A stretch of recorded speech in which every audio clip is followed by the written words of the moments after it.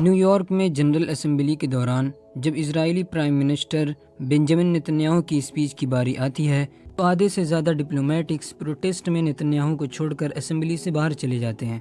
مطلب بالکل واضح تھا، اسرائیل کا غزہ اور لبنان پر بمباری کرنا۔ لیکن واک آؤٹ کرنے کا کیا فائدہ؟ اس کے بعد اسرائیل نے یمن پر بھی حملے شروع کر دیے۔ صرف غزہ کی بات کی جائے تو پچھلے ایک سال کے دوران ہزاروں لوگ بے قصور مارے گئے، جس میں بچے اور عورتیں بھی شامل تھے، اور لاکھوں لوگ بے گھر ہوئے وہ الگ۔ امریکہ، یوکے اور بھی دیگر ممالک نے اسرائیل کو کئی مرتبہ وارن بھی کیا کہ یہ جنگ بھیانک شکل بھی اختیار کر سکتی ہے۔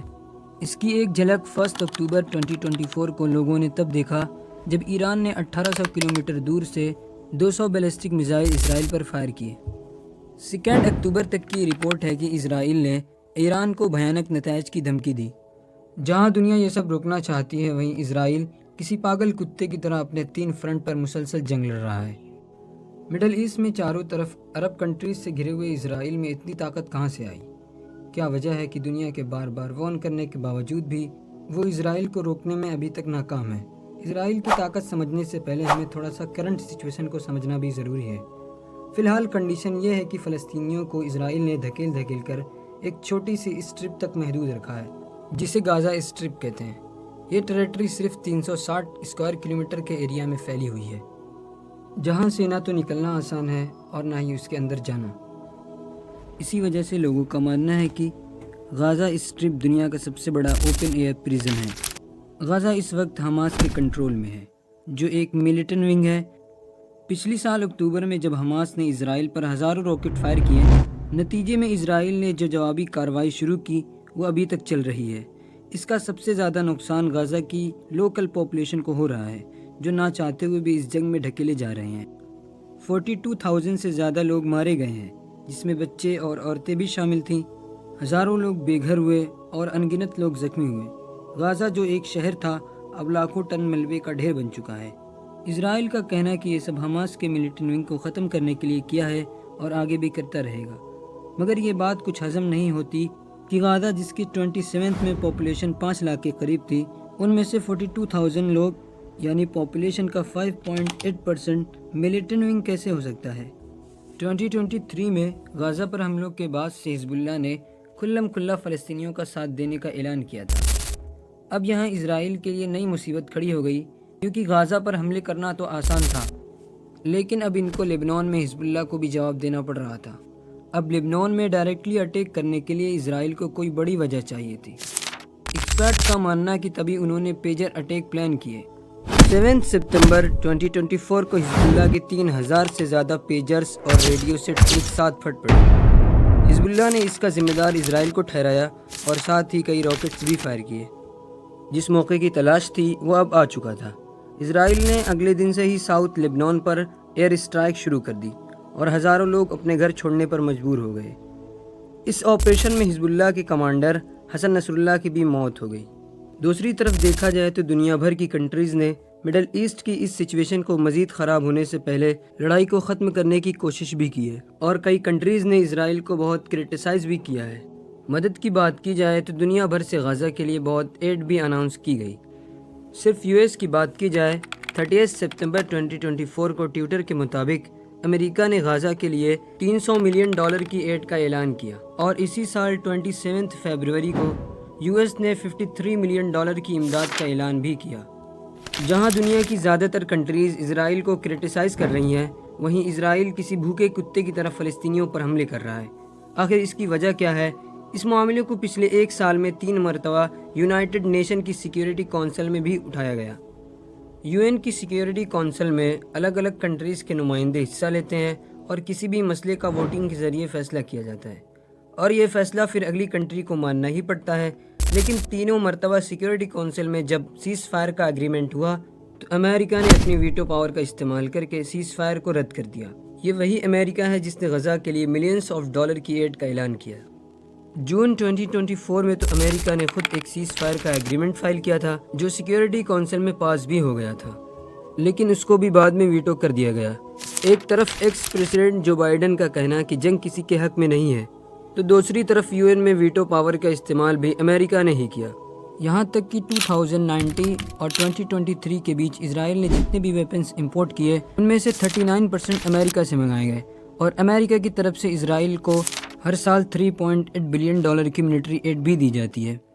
پر یہاں ایک اہم سوال یہ پیدا ہوتا ہے کہ امریکہ یہ سب کر کیوں رہا ہے؟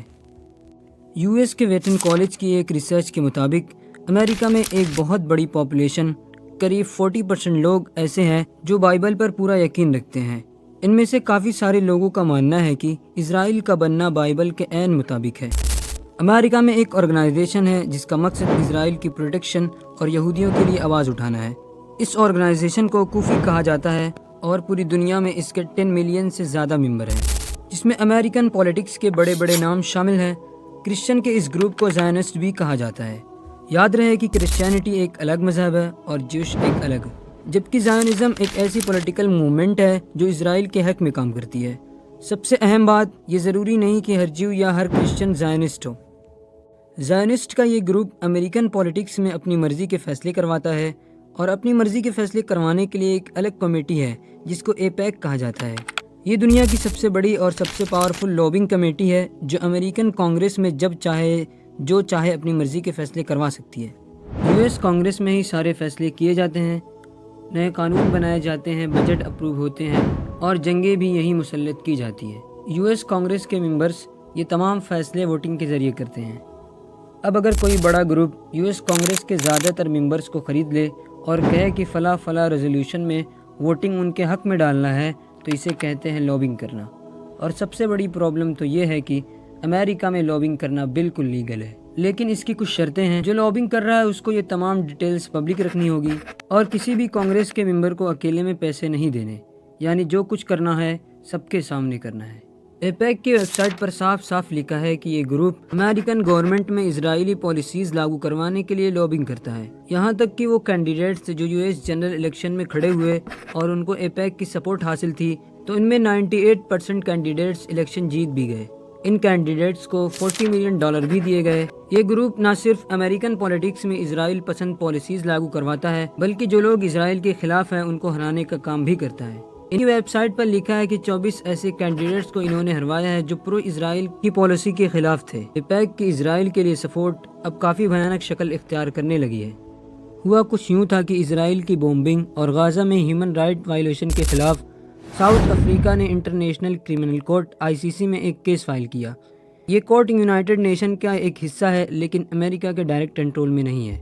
24 اپریل 2024 کو ICC کی چیف پروزیکیوٹر اسد کریم خان کو 12 US سینیٹر کی طرف سے ایک دھمکی آمیز لیٹر ریسیو ہوتا ہے، جس میں لکھا تھا کہ ہمیں رپورٹ ملی ہے کہ ICC اسرائیل کے پرائم منسٹر بنجمن نتنیاہو اور دوسرے اسرائیلی لیڈرز کو اریسٹ کرنے کے آرڈرز نکالنے والا ہے۔ اس میں لکھا تھا کہ اگر آپ نے ایسا کیا تو US آپ کے ادارے کے خلاف بدترین سینکشنز لگا دے گا۔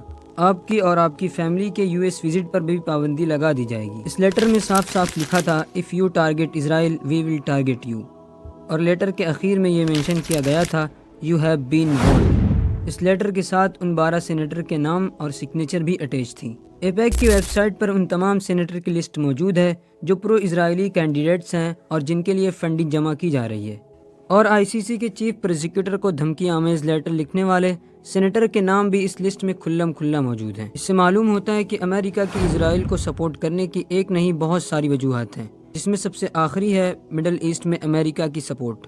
جیسا کہ آپ جانتے ہیں، ایران اور US کے بیچ پچھلی کئی دہائیوں سے مسئلے چلتے آ رہے ہیں۔ افغانستان میں 20 سالہ قبضے کی کوشش ہو یا عراق میں ہونے والی جنگ، امریکہ کو مڈل ایسٹ میں ایک وفادار پارٹنر کی ضرورت ہے، اور یہ پارٹنرشپ اسرائیل سے اچھی کون نبھا سکتا ہے؟